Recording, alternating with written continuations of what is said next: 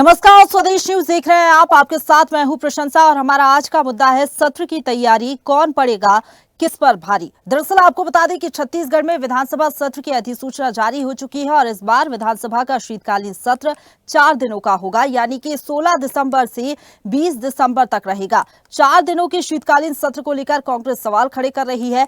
विपक्ष का साफ तौर पर कहना है कि इस बार का विधानसभा का शीतकालीन सत्र काफी ज्यादा छोटा है।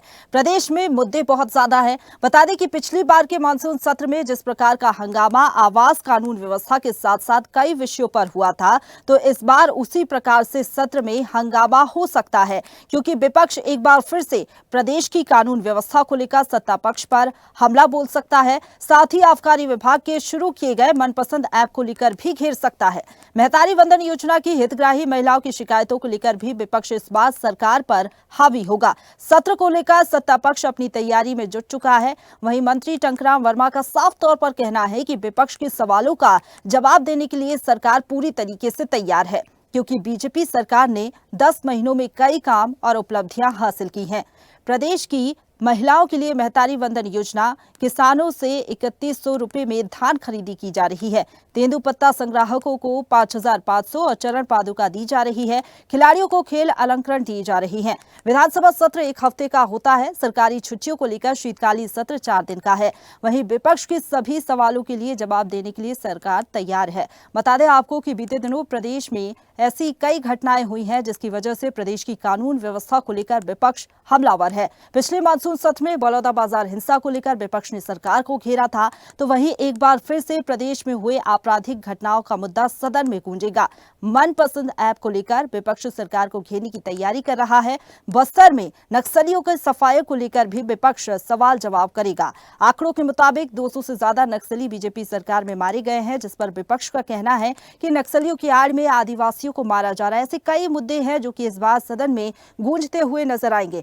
लेकिन कुछ रिएक्शन सामने आए बीजेपी और कांग्रेस की तरफ से, पहले वो आपको सुनवाते हैं, उसके बाद चर्चा को आगे बढ़ाएंगे। तो ये उसके बाद से लगातार अपराध रुक नहीं रही है। आप देखेंगे दीपावली के बाद से लेकर अब तक लगभग राजधानी में ही 17 से अधिक हत्याएं हुई है। और रात की बात करें तो 2 मर्डर विधानसभा थाना के अंतर्गत 2 मर्डर हुए। एक को पुरानी बस्ती में जिंदा जला दिए, 70% तक जल चुका है। और जसपुर में शराब के नशे में पत्नी और मां की हत्या हुई। तो इस तरह की घटनाएं लगातार घट रही है और हम लगातार एक विपक्ष होने के नाते बढ़ती अपराध को रोकने के लिए लगातार हम लोग आवाज़ उठाते रहे हैं, लेकिन सरकार है कि सुनने का नाम नहीं ले रही है और ना ही कानून व्यवस्था, बदहाल कानून व्यवस्था को सुधारने का कोई अभी तक काम भी नहीं की है। और मनपसंद अब शराब बेच रही है। मनपसंद शराब का सीधा सीधा दिखने के मिल रहा है कि जसपुर जैसे क्षेत्र में कि माँ और पत्नी की हत्या हो रही है। तो इस तरह से अगर होटल, ढाबे, ठेले, पान दुकान में अगर शराब बिकने लग जाएगा तो मैं समझता हूँ कि पूरे छत्तीसगढ़ को एक शराब के नशे में इस सरकार ने बर्बाद करने पे तुली हुई है। तो इन सब घटनाओं को लेकर हम विधानसभा में निश्चित रूप से कांग्रेस पार्टी चर्चा करने को तैयार है। नहीं, भारतीय जनता पार्टी तो कांग्रेस के हर प्रश्न के जवाब देने के लिए तैयार है, क्योंकि भारतीय जनता पार्टी की इतनी सारी उपलब्धियां इस 10 महीने में हैं जो कांग्रेस ने पिछले 5 साल में नहीं कर पाया। चाहे हम महतारी वंदन की बात करें, चाहे हम किसानों को 3100 रुपया देने की बात करें, चाहे बोनस देने की बात करें, चाहे तेंदुपत्ता जो संग्राहक है उनको चरण पादुका देने की बात करें, चाहे हम खेल विभाग में हमारे जो खिलाड़ी हैं उसको अलंकरण देने की बात करें। बहुत सारे उपलब्धियों से भरा हुआ है और ऐसा नहीं है कि उनके जवाब न दे पाने की स्थिति में विधानसभा के सत्र को छोटा किया गया, ऐसा नहीं। विधानसभा सत्र आपको पता ही 1 सप्ताह का होता है, बीच में अवकाश होता है, उसके कारण वो 4 तो सत्र शुरू होने से पहले ही सरगर्मियां तेज हो चुकी है। हंगामेदार रहने के पूरे आसार हैं सत्र के, लेकिन इसी पर चर्चा को आगे बढ़ाएंगे। दो राजनीतिक मेहमान हमारे साथ जुड़ गए हैं। बीजेपी प्रवक्ता जसविंदर बग्गा जी हमारे साथ जुड़ गए हैं, बहुत स्वागत है आपका स्वदेश न्यूज पर। इसके साथ ही कांग्रेस प्रवक्ता श्रुति शुक्ला जी हमारे साथ जुड़ गई है, आपका भी बहुत स्वागत है। श्रुति जी, सबसे पहले आपके पास आना चाहूंगी, विपक्ष सिर्फ गरजेगा या फिर बरसेगा भी? हर बार हम देखते हैं हंगामा आप लोग की ओर से किया जाता है, लेकिन असल मुद्दों पर भी बातचीत होगी या नहीं, या फिर सिर्फ हंगामा हो जाएगा? क्या रणनीति तैयार की है आप लोग ने इस बार? जी, सबसे पहले तो आप सभी को मेरा सादर जय जोहर। और निश्चित ही एंकर महोदय, मैं आपको बताना चाहूंगी कि हंगामे का तो कोई प्रश्न ही नहीं होता है। आज छत्तीसगढ़ में भारतीय जनता पार्टी की सरकार में पिछले 11-12 महीनों में जो स्थिति बनी है, तो विपक्ष एक आदर्श विपक्ष की भूमिका निभाते हुए जो है अपनी आवाज बुलंद कर रहा है। इसे आवाज बुलंद करना कहते हैं, इसे हंगामा नहीं कहते। विपक्ष का काम है कि वे अपने छत्तीसगढ़ की जनता के लिए, अगर पक्ष में रहती हुई जो सरकार है, अगर वो कोई समय रहते कोई अच्छा एक्शन, सही एक्शन नहीं लेती है, तो विपक्ष का काम है उसके लिए आवाज उठाना। आज आप देख सकते हैं एंकर महोदय कि छत्तीसगढ़ की जो स्थिति है पिछले 11-12 महीनों में किस प्रकार से हो चुकी है। आप देखेंगे कि किस प्रकार से छत्तीसगढ़ में अपराध जो है ये आज चरम पर है। अभी वर्तमान की घटना आप देख लीजिए कि रायपुर में बूढ़ापारा में एक व्यक्ति है, उसकी मतलब 2 पहिया वाहन चोरी हो जाती है, उसकी बाइक चोरी हो जाती है, तो वो रायपुर कोतवाली थाना में कंप्लेन लिखाता है। तो वहां पर दुबे करके एक एएसआई है, जिनके द्वारा उस मतलब व्यक्ति को बोलना चाहिए, उस व्यक्ति को डांटा जाता है, फटकारा जाता है, उसे धमकाया जाता है उस एएसआई के द्वारा उस व्यक्ति को कि अरे भाई आपने कंप्लेन लिखाई है तो हम आपके घर के नौकर थोड़ी हैं, हमें कोई मतलब नहीं है, ऐसा वैसा उल्टा सीधा बोलकर उस व्यक्ति को, उस पीड़ित को चमकाया जाता है, धमकाया जाता है। तो इस प्रकार की स्थिति भारतीय जनता पार्टी के सरकार में कानून व्यवस्था की है। इसके बाद आप देख लीजिए, अभी ये वर्तमान का वीडियो है कि बिलासपुर में माननीय मुख्यमंत्री विष्णुदेव साय का काफिला जा रहा था, उसके सामने एक जो महिला है, पीड़ित महिला है, वो उनके काफिले के सामने खड़ी हो गई थी, उससे बड़ी मुश्किल से वहां से हटाया गया। उसकी मांग थी कि उसके साथ दुष्कर्म किया गया है और उस दुष्कर्म के आरोपी को पुलिस बचाने का प्रयास कर रही है और वो बार बार कंप्लेंट कर रही है। उसके बावजूद बिलासपुर पुलिस के द्वारा कोई भी एक्शन नहीं लिया जा रहा है, बल्कि उसकी कंप्लेन भी नहीं लिखी जा रही है। तो मतलब जब उस युवती ने सीएम के काफिले के सामने हंगामा खड़ा किया, तब जाकर उसे समझाइश देकर मतलब साइड में बैठा लग गया। तो इस प्रकार की स्थिति छत्तीसगढ़ में जनता की है कि जनता के साथ अगर कोई अपराध हो रहा है, चलिए ठीक है, आपका कहने का मतलब है कि क्राइम का ग्राफ बढ़ गया है और कानून व्यवस्था चौपट हो चुकी है छत्तीसगढ़ में। जवाब ले लेते हैं आपके आरोपों का। जसविंदर जी, विपक्ष की आपत्ति है कि सत्र बहुत छोटा है, चर्चा से बचना चाहते हैं आप लोग। 4 दिनों का सत्र विपक्ष कैसे आवाज उठाएगा? इसके साथ ही अभी आपने सुना होगा श्रुति जी को तमाम आरोप लगाए कि छत्तीसगढ़ में अपराध लगातार बढ़ रहा है, कानून व्यवस्था बेपटरी हो चुकी है। देखिए प्रशंसा जी, कांग्रेस विपक्ष में है और मुझे लगता है कि कांग्रेस ने विपक्ष की भूमिका सिर्फ इस नाते ग्रहण की हुई है कि हमें सरकार के हर कृत्य का विरोध करना है। आप भी वरिष्ठ पत्रकार हैं, लगातार इस राजनीतिक चीजों से जुड़ी हुई है और हम लोग भी राजनीतिक दल के कार्यकर्ता हैं, हमें भी पता है कि शीतकालीन सत्र अमूमन छोटा ही होता है। महत्वपूर्ण विषयों को महत्वपूर्ण विधायकों के लिए, महत्वपूर्ण विधेयकों के लिए, जिसमें विधायक अगर अपनी बातों को, जनता के मुद्दों को, जैसा कि विपक्ष के हमारे प्रवक्ता कह रही हैं, अगर आपको अपने विषयों को उठाने के लिए, शांति से उठाने के लिए, गंभीरता से उठाने के लिए समय की दरकार है, तो उसमें पर्याप्त समय होता है। समय कब पड़ता है प्रशंसा जी? जब विपक्ष विषयों को गंभीरता से ना उठाकर, सार बात ना करके, तथ्यात्मक आंकड़े ना रखकर, सिर्फ वीडियो बनाने के लिए, जनता के बीच में इस बात को बताने के लिए कि हम विपक्ष की भूमिका अदा कर रहे हैं, और हल्ला गुल्ला में उतर आता है, शोर शराबे में उतर आता है। अमूमन विपक्ष करता है कि अपनी बातों को रखते रखते सत्ता पक्ष के जवाब सुनने के उनके पास धैर्य नहीं होता है, और इस बीच जो हल्ला गुल्ला होता है उसके समय कम पड़ता है। जैसे कि कांग्रेस के समय में भी जो शीतकालीन सत्र हुए अमूमन 4-5 दिनों के हुआ करते थे, तो बहुत बड़ा विषय मैं नहीं मानता। अगर कोई गंभीर है और गंभीरता के साथ जनता के विषय उठाना चाहता है, तो 4 दिन का सत्र बहुत होता है। आप अपनी बातों को रखिए, सत्ता पक्ष के बीच गंभीरता के साथ जाइए और सत्ता पक्ष का उत्तर देखिए कि कितनी तैयारी के साथ सत्ता पक्ष अपने विषय को रखता है। और 2-3 विषय जो श्रुति जी ने कहा है कि किस प्रकार अपराध और कानून व्यवस्था की बातें, मैं सिर्फ उनको एक बात याद दिलाना चाहता हूं प्रशंसा जी, कि आपके 5 वर्ष के कांग्रेस के शासनकाल में स्थिति तो ये हो गई थी कानून व्यवस्था और अपराधों की छत्तीसगढ़ में, कि पूरे देश में छत्तीसगढ़ की राजधानी को रायपुर ना कहकर चाकूपुर कहा जाता था। इतने चाकू की घटनाएं, इतना अपराध, इतना, और महिला उत्पीड़न का विषय। चलिए ठीक है, आप जिस तरीके से कह रहे हैं, लेकिन ये तो स्थिति जिस तरीके से बनती है, पहले आप लोग विपक्ष में थे तो आरोप तो आप लोगों की तरफ से भी लगाए जाते थे। श्रुति जी, आपने सुना तमाम बातें जो जसविंदर जी की तरफ से कही गई है कि सरकार तो पूरी तरीके से तैयार है, 10 महीने की जो उपलब्धियां हैं, जो बेहतर काम किए हैं, वो गिनाए जाएंगे सदन के अंदर। आप लोग कौन से सवाल खड़े करेंगे कानून व्यवस्था के अलावा, और कौन से मुद्दे हैं जनता से जुड़े हुए जिनका सरोकार सीधे तौर पर जनता से है, वो उठाएंगे? क्योंकि हंगामा होता है, उसके बाद चर्चा नहीं हो पाती। तो क्या वाकई विपक्ष हंगामा करता है जिस तरीके के आरोप लगाए जा रहे हैं सत्ताधारी दल की तरफ से? जी देखिए, अगर सही बात की जाए, जनता की हक की बात की जाए, तो अगर ये इन्हें हंगामा लगता है तो मैं ये कहना चाहूंगी प्रशंसा जी कि इनकी सोच जो है वो बहुत छोटी है, कि ये सत्ता में रहते हुए इस तरीके की सोच रखते हैं। विपक्ष की आवाज इन्हें हंगामा लगती है। देखिए प्रशंसा जी, मैं आपको बताना चाहूंगी कि इन्होंने मतलब धान खरीदी के ऊपर कहा था कि 3100 रुपए की कीमत में मतलब भारतीय जनता पार्टी जो है धान खरीदी करेगी। तो आज आप देख सकती हैं कि मतलब ये विपक्ष कोई हंगामा तो नहीं है, ये तो ऑथेंटिक बात है कि 3100 रुपए बोलकर 2300 रुपए में धान की खरीदी की गई है, और वो भी धान की खरीदी इतने देरी से स्टार्ट की गई है, और वो भी इतने कम कीमत में। लगभग 6 मतलब इन्होंने 3100 बोला, 2300 रुपए में खरीदी कर रहे हैं, लगभग 600-700 रुपए के अंतर के साथ आज ये धान की खरीदी कर रहे हैं। तो इस प्रकार से ये अपनी बातों से मुकर रहे हैं, और ये हमारे जो छत्तीसगढ़ के किसान भाई हैं उनकी भावनाओं से खेल रहे हैं, उनको धोखा दे रहे हैं। पहला पॉइंट तो ये है। दूसरा पॉइंट हो गया मनपसंद ऐप का।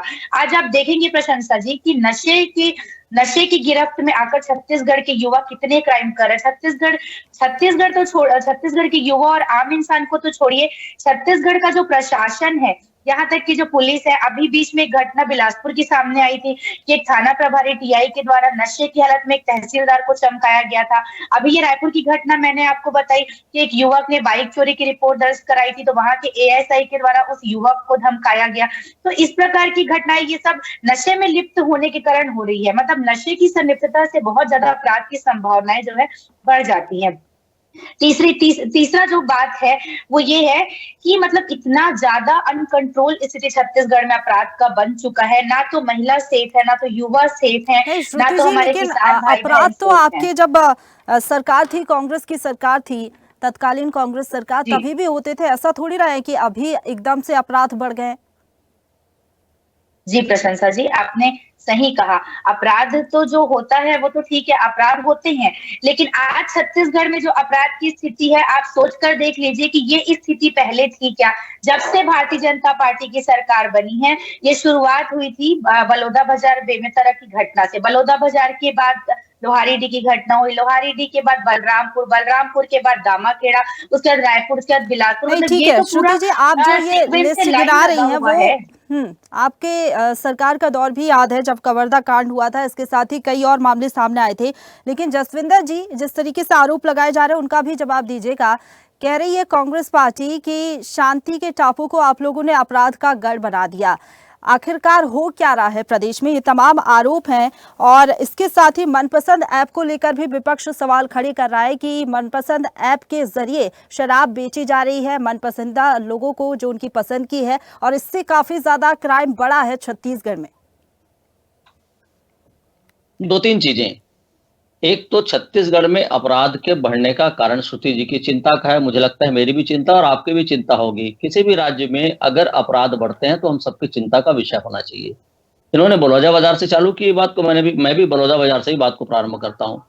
बलौदाबाजार की घटना में जेल में कौन है? कांग्रेस के विधायक और उनके साथी। पिछले 100 दिनों से जमानत भी नहीं मिल पा रही है, लगातार न्यायालय की शरण में जाने के बाद भी। आखिर क्यों?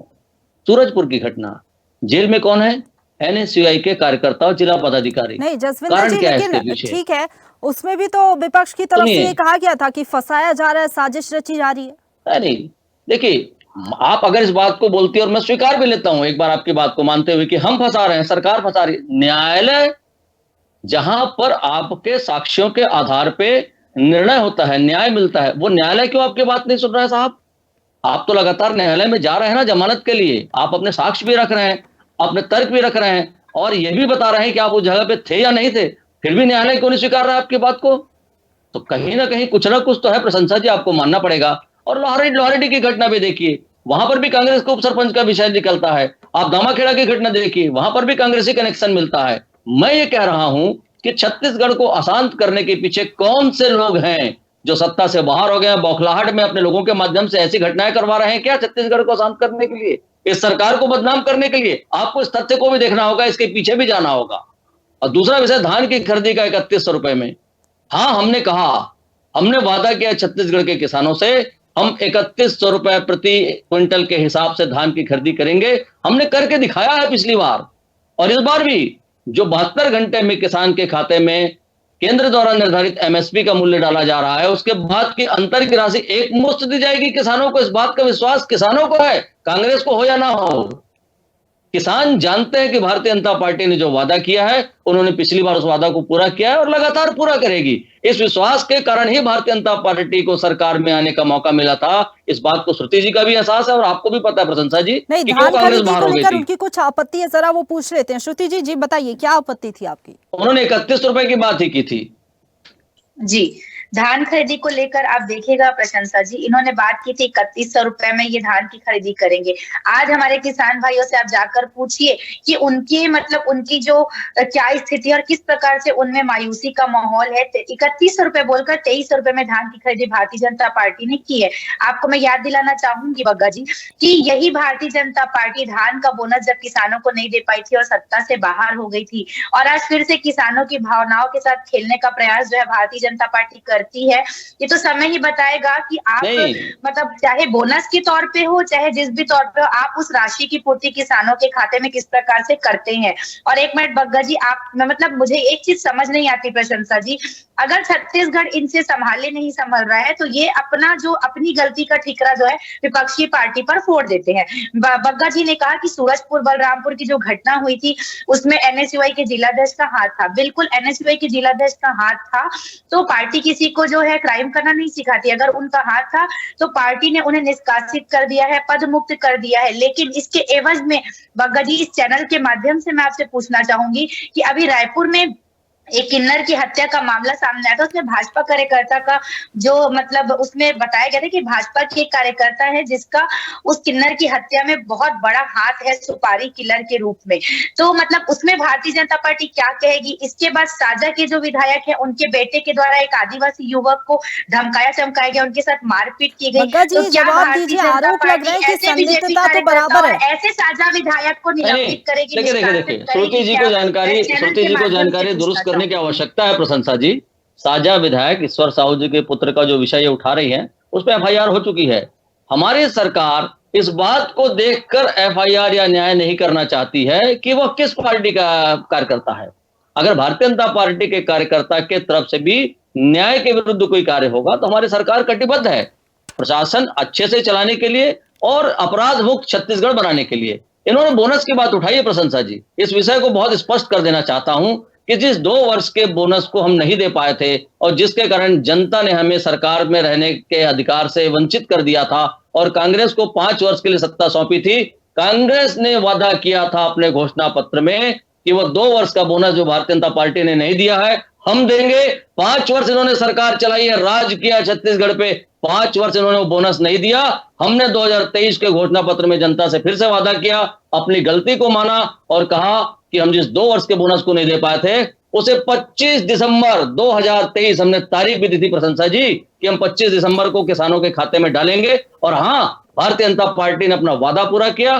25 दिसंबर अटल जी के जन्मदिन पर हमने जिसका वादा किया था किसानों के खाते में 2 वर्ष का बोनस हमने दिया है और इस कारण से किसान हमारे ऊपर विश्वास करते हैं। हम जिस बात को कहते हैं ना श्रुति जी, उस बात को पूरा करने के लिए कटिबद्ध होते हैं और इसलिए हम इस बात को विधानसभा चुनाव के समय कर्जा माफी की भी बात की थी। मुझे लगता है भारतीय जनता पार्टी ने विधानसभा चुनाव भारतीय जनता पार्टी ने कर्जा माफी की कोई बात नहीं की है। भारतीय जनता पार्टी के घोषणा पत्र में कर्जा माफी शब्द का इस्तेमाल नहीं हुआ था। सारे वादे पूरे हो जाते, कुछ खामियां तो रह जाती है ना जिनको विपक्ष उठा रहा है, आप उनके भी जवाब दीजिए ना। जो वादे आपने पूरे कर दिए वो आप यहाँ पर गिना रहे हैं, जो वादे आपने पूरे नहीं किए उनका जिक्र क्यों नहीं करते आप? करूंगा। हम्म। अभी हमारी सरकार को सरकार में आए हुए 11 महीने हुए प्रशंसा जी, और किसी भी लोकतांत्रिक सरकार को 5 वर्ष के लिए सरकार में चुनने का मौका मिलता है। हमारी सरकार 5 वर्ष के लिए आई है। जिन विषयों को आप कहना चाहते हैं कि हमने क्या क्या कहा था आपको पता है? 31 रुपए का धान, 21 क्विंटल में धान, सीजीपीएससी के लिए हम युवाओं को न्याय देंगे, टामन सिंह सोनवानी को हमने जेल भेज दिया है, 2 वर्ष का बोनस देंगे, हमने दे दिया है, 1000 रुपए महतारी वंदन की बात की थी, हमने किया है, तेंदुपत्ता हमने 55 रुपए कहा था, हमने कर दिया है, 4500 का बोनस दे दिया है। जिन बातों को हम कर रहे हैं उन बातों को याद क्यों न दिलाया जाए? हमने जनता से जिन बातों का वादा किया था और जनता ने हमारे जिन वादों पर विश्वास किया था, उन विश्वास पे खरा उतरने के लिए हम जो कटिबद्ध हैं, अपनी बात पूरा होते देखकर हम जनता को याद नहीं दिलाएंगे क्या? तो भारतीय जनता नहीं दिलाएंगे क्या? हम तो ये भी याद दिलाते हैं कि कांग्रेस ने 5 वर्षों में जिन जिन घोटालों को छत्तीसगढ़ की जनता के साथ किया, छत्तीसगढ़ की संपत्ति को लूटने का काम किया है, उस कांग्रेस को सजा मिलनी चाहिए। लोकसभा में मिला। जसविंदर जी, वो 15 साल का कार्यकाल में गिना रही है, जब रमन सिंह की सरकार थी तब जो घोटाले हुए उसकी जांच क्यों नहीं करती है पार्टी? 5 वर्ष तक रमन सिंह जी की सरकार के बाद 5 वर्ष तक कांग्रेस की सरकार थी। किसने मना किया था इन्हें? ठीक है श्रुति जी, अगर आप लोगों ने 15 जांच वर्ष के क्यों नहीं कर ली? शासनकाल हर में बार कोई ये भी मुद्दा घोटाला आता है, नहीं दिखा। घोटाले आपके उन 5 कार्यकाल वर्षों में में हुए, आपने आपके किया पास भी क्या? समय था ना 5 साल का, क्यों नहीं की जांच? इसके साथ ही नक्सलियों का सफाया कर रही है सरकार। आप ये कह रहे हैं कि ये पूरा मुद्दा जो है सदन में उठाएंगी और ये कहना है कि आदिवासियों को टारगेट किया जा रहा है, उनको मारा जा रहा है, ये जो रिकॉर्ड पेश कर रही है सरकार ये झूठा है। क्या ये मुद्दा भी उठाया जाएगा और कैसे उठाएंगे इस मुद्दे को? जी प्रशंसा जी, अगर बात नक्सलियों की जाए तो मैं आपको बताना चाहूंगी कि पिछले महीने ही दो बहुत बड़े नक्सली हमले हुए हैं। एक तो नारायणपुर में हुआ है जहां पे आईईडी ब्लास्ट के तहत कई जवानों की हत्या कर दी गई थी नक्सलियों के द्वारा, और पिछले ही महीने की ये घटना है लगभग दिवाली के जवानों की हत्या नहीं होती है, जवान शहीद होते हैं श्रुति जी। हाँ ठीक है, नक्सलियों द्वारा अगर किया गया है तो वो तो नक्सली के द्वारा तो जवान की हत्या ही की गई है ना बग्गा जी, शहीद हुए हैं वो ठीक है। मैं जो बोल रही हूँ पहले मेरी बात आप पूरी सुन लीजिए। सबसे पहली घटना भी पिछले महीने हुई थी नारायणपुर में, जहाँ पे नक्सलियों के द्वारा जवानों की हत्या की गई थी और कई जवान जो है शहीद हो गए थे। इसके पहले दिवाली के पहले की घटना थी जब बस्तर की बीजापुर जिले की घटना थी, जहाँ पर एक कांग्रेस के सरपंच की हत्या कर दी गई थी नक्सलियों के द्वारा। तो ये किस प्रकार से नक्सलियों की चलिए ठीक है, आप जो ये मुद्दे उठा रही है श्रुति जी, आपको समय मिलेगा सदन में ये मुद्दे उठाने के लिए, तैयारी करके जाइएगा और तमाम मुद्दे उठाइएगा। उम्मीद यही की जाएगी कि हंगामा नहीं होगा, असल मुद्दों पर, जनता के मुद्दों पर बात होगी। ठीक है, समय की कमी के चलते आप दोनों मेहमानों को यही रोकना चाहूंगी। फिलहाल बहुत शुक्रिया आप दोनों का हमारे साथ जुड़ने के लिए और इस डिबेट में हिस्सा लेने के लिए।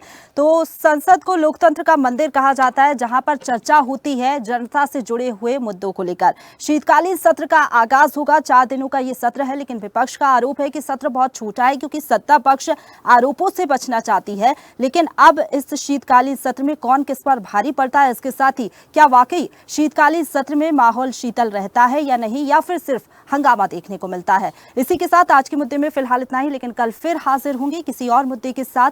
तमाम बड़ी खबरों के लिए आप देखते रहिए स्वदेश न्यूज, सबसे पहले देश।